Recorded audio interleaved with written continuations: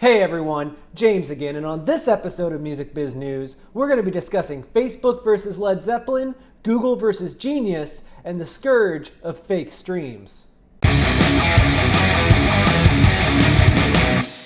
First up this week, Facebook versus Led Zeppelin.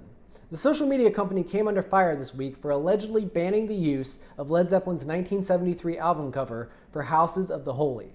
If you're unfamiliar with the record, its cover looks like this.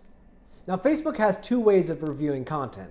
First and foremost, it uses a sophisticated algorithm that scans images and detects anything that may be in violations of the community standards. There's also a team of human curators, but those individuals only have 5 seconds to decide whether or not an image is safe to post. For whatever reason, Facebook's tools decided that the cover of Houses of the Holy violated community standards for sexually explicit content. Now, the company has a rule that allows the use of nudity in cases where it's a piece of art, and that's what fans have been arguing all week.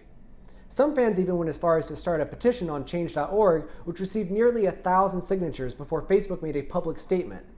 In that statement, the company said that it would be rescinding the banning of Houses of the Holy and lifting any bans that had been placed on users who shared the image.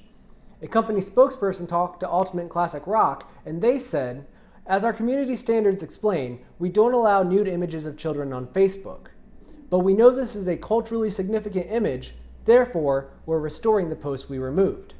This is great news for classic rock fans because Houses of the Holy is widely considered to be one of the greatest albums of all time.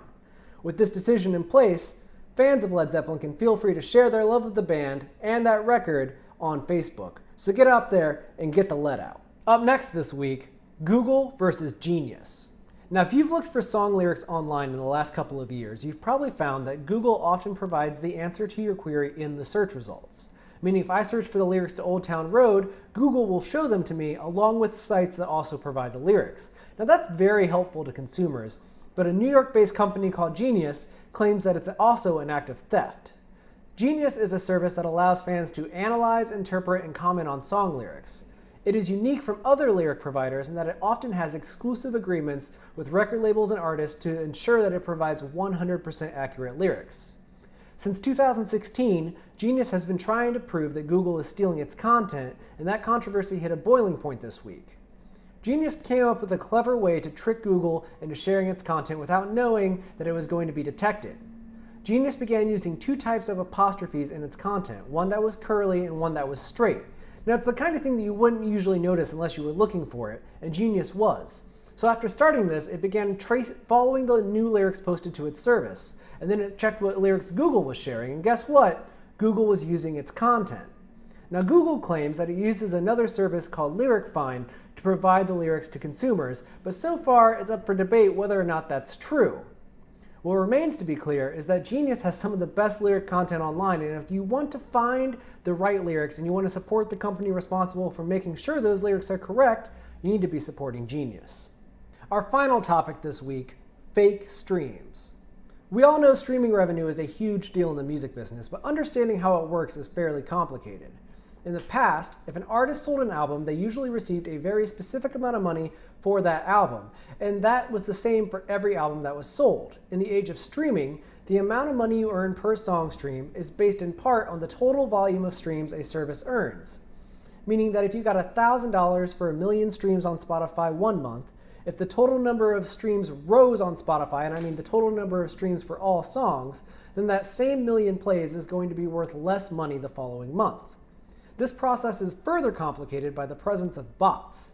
Bots are tools used by people to inflate the number of plays for a song, and as that number inflates, the overall value of each stream is lowered, meaning that artists make less money because there are more plays, even if those plays come from illegitimate sources.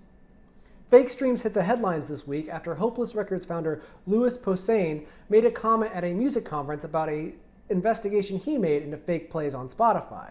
He claimed that a track that was making 3,000 streams per day suddenly shot up to 35,000 out of the blue.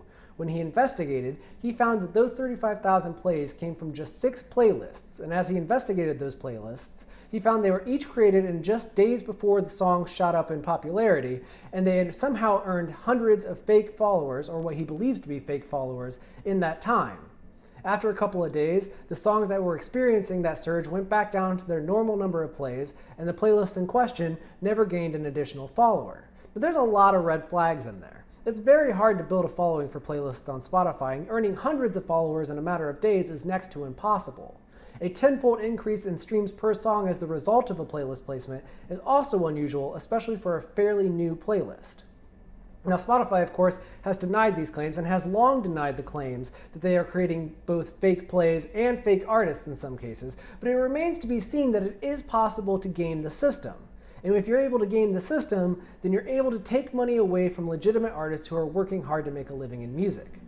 As a result, a lot of industry organizations came together this week to create what they're calling the Anti-Stream Manipulation Code of Best Practice. Now that's a very fancy way of saying that the industry is coming together to fight fake streams. And you can read the entire article online, but basically it's every organization agreeing to find new ways to not only fight fake streams, but to eliminate the presence of them altogether on streaming platforms. Now this is a really good idea and it's a good cause, but it's only going to work if Spotify, Apple Music, Deezer, Tidal, and all the other streaming services get on board. So far, most of those companies have yet to comment on this new policy, but we're hoping to see some change in the near future.